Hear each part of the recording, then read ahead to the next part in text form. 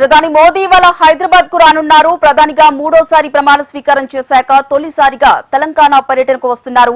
మధ్యాహ్నం ప్రత్యేక విమానంలో హైదరాబాద్ బేగంపేట్ ఎయిర్పోర్ట్ కు చేరుకుంటారు. అక్కడి నుంచి హెచ్ఎస్సీసీ వెళ్తారు. సీఎం రేవంత్ రెడ్డితో కలిసి అధికారిక కార్యక్రమాలకు శ్రీకారం చుట్టనున్నారు.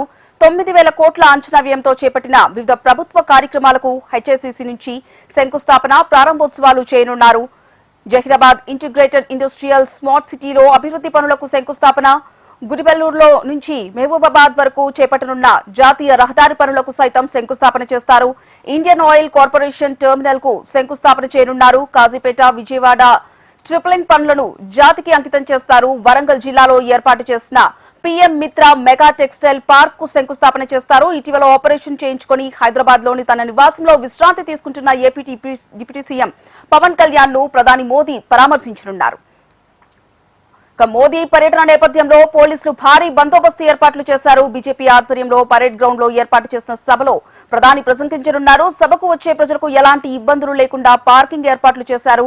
మూడోసారి ప్రధాని అయ్యాక తొలిసారిగా మోదీ తెలంగాణకు వస్తున్నందున ఆయన పర్యటనను విజయవంతం చేసేందుకు పార్టీ నాయకులు ఉత్సాహంతో ఉన్నారు.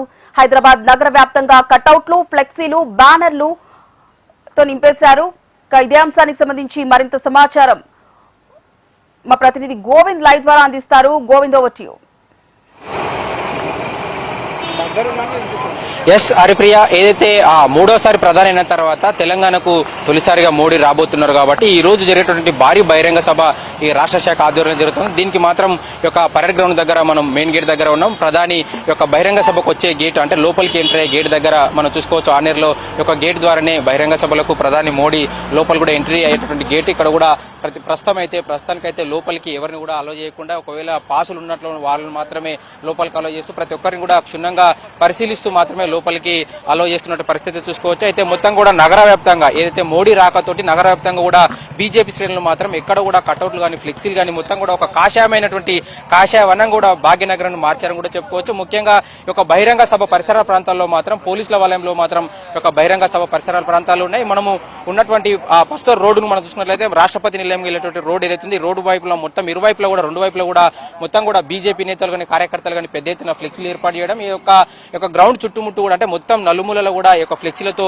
యొక్క బీజేపీ కార్యకర్తలు అయితే దీని అంతా కూడా కాషాయవనంగా మార్చారు. అయితే ఒక వచ్చేటువంటి నగర సాధారణమైన ప్రయాణికులకు ఎలాంటి ఇబ్బందులు తలెత్తకుండా అంటే మోడీ యొక్క బహిరంగ సభ నేపథ్యంలో సాధారణ నగర ప్రజలకు ఎలాంటి ఇబ్బందులు తలెత్తకుండా ఇప్పటికే పోలీసులు అయితే ఒక మొత్తం కూడా ఏర్పాట్లు పూర్తి చేశారు. అదే ఎలాంటి సంఘటనలు అంటే అవాంఛనీయ సంఘటనలు జరగకుండా కూడా మాత్రం పోలీసులు అయితే కట్టుదిట్టమైన భద్రత ఏర్పాటు చేశారు. అదేవిధంగా ఒక నగర ప్రజలు వారి యొక్క గమ్యస్థానాలకు చేరేందుకు కూడా వీలుగా ఉండేందుకు కూడా వెసులుబాటుగా కూడా పోలీసులు అయితే ఇప్పటికే ట్రాఫిక్ ఆంక్షలు విధిస్తూ ఎక్కడ ట్రాఫిక్ ను అక్కడ డైవర్షన్ చేస్తూ కూడా ఎక్కడ కూడా ఎలాంటి అంటే ట్రాఫిక్ జామ్ కాకుండా కూడా ముందస్తుగా పోలీసులు అయితే ఏర్పాట్లు చేశారు. అందులో భాగంగా అయితే చూసుకోవచ్చు మనం యొక్క ప్రధాన రహదారి అంటే మోడీ వెళ్ళేటువంటి రహదారి దగ్గర మనం ఉన్నాం. ఆనేరులో చూసుకోవచ్చు విజువల్స్.